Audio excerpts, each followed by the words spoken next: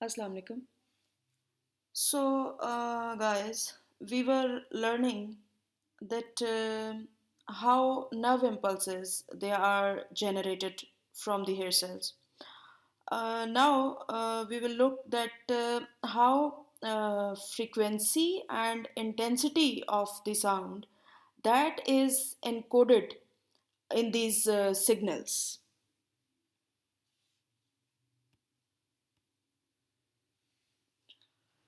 Right. So the electrical signals from the cochlea they arise from two sources, from the inner cells and from the outer cells. The auditory signals, which are the sensory signals, they are mainly transmitted by the inner hair cells. Uh, you see, 90 to 95% of these sensory auditory nerve fibers they terminate on the inner hair cell.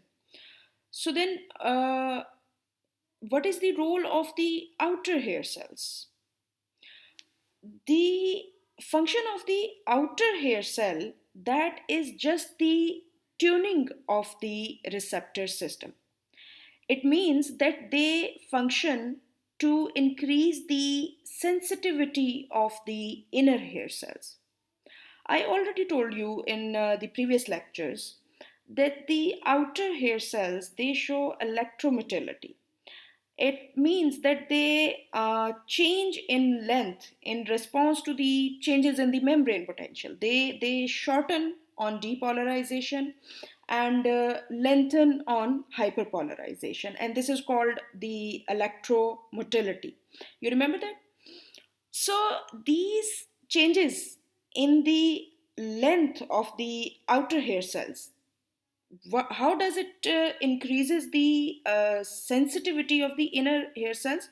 Because these changes they accentuate the movement of the basilar membrane. So this is how the sensitivity of the inner hair cells that is increased.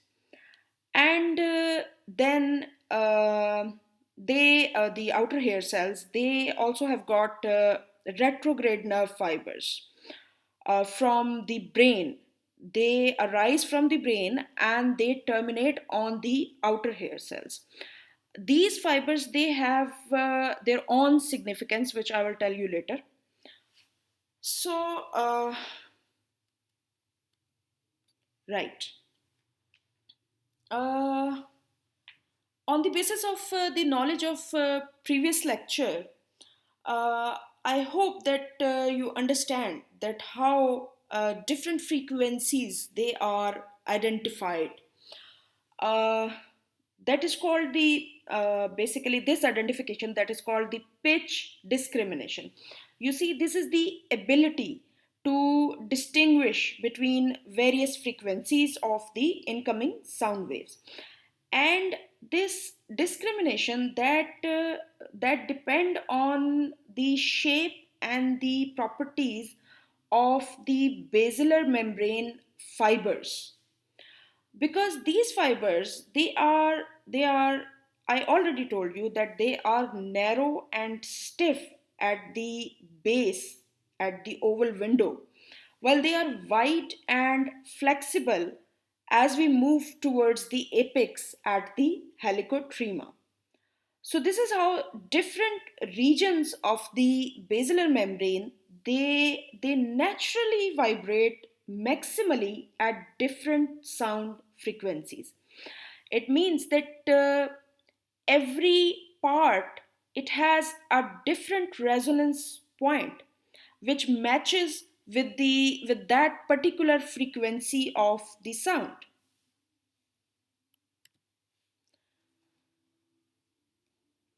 So this is how you can see here that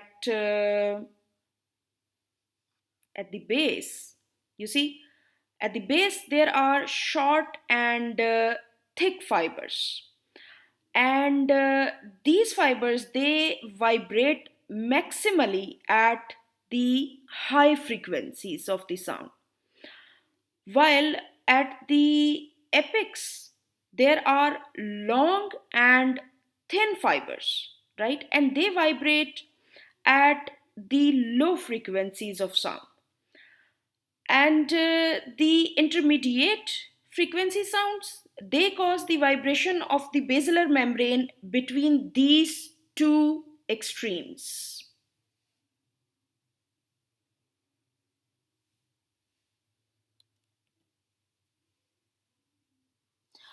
Now, you would find it very interesting that for the placement of different frequencies, we have got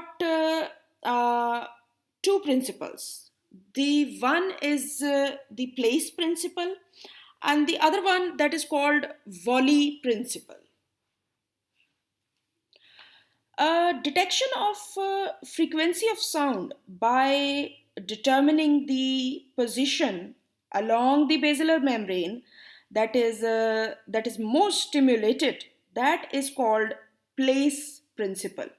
However, for lower frequencies, there is another theory, and that theory is called volley theory.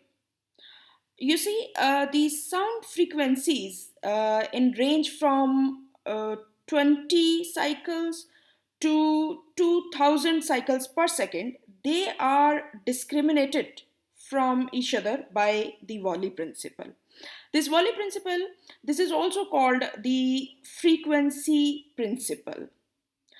Actually, what happens that the low frequency sounds, they cause volleys, mean the groups of the impulses which are synchronized at the same frequency. What actually happens that the groups of the neurons, they respond to a sound by firing action potentials which are slightly out of phase with one another, so that when they are combined, a greater frequency of the sound, it can be encoded and it is sent to the brain to be analyzed.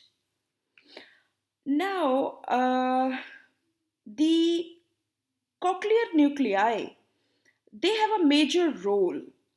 The volleys, they are transmitted by the cochlear nerve into the cochlear nuclei of the brain. And these nuclei, they can distinguish the different frequencies of the volleys. And for the same fact, even the destruction of the apical half of the cochlea, it doesn't totally eliminate the discrimination of the lower frequency sounds, right? Hmm. Now you got a very important Viva question, and that is the how the loudness of sound that is determined. Uh, the loudness of the sound that is determined by the auditory system in three ways.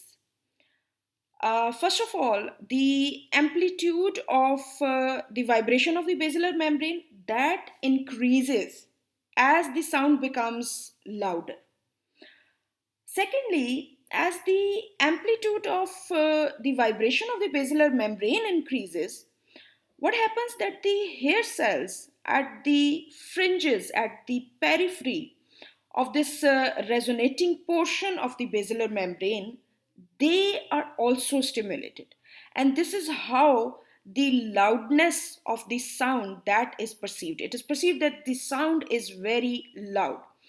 And finally, you see, the louder sounds also stimulate the outer hair cells, which apprise the central nervous system that the sound is loud.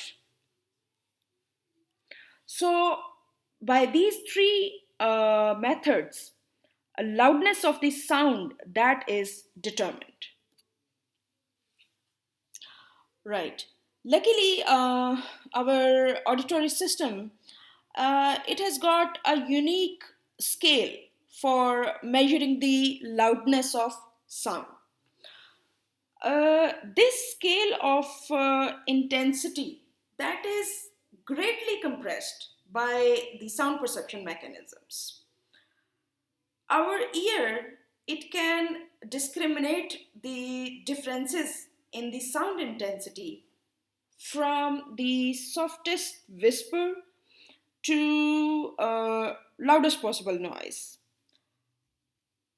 And this scale, it interprets this much difference in sound level as approximately a 10,000 fold change. So, you see, what is the advantage of this compressed sound scale? This compressed scale basically it allows a person to interpret the differences in the sound intensity over a far wider range. And the sound intensities they are expressed in terms of the logarithms of their actual intensities.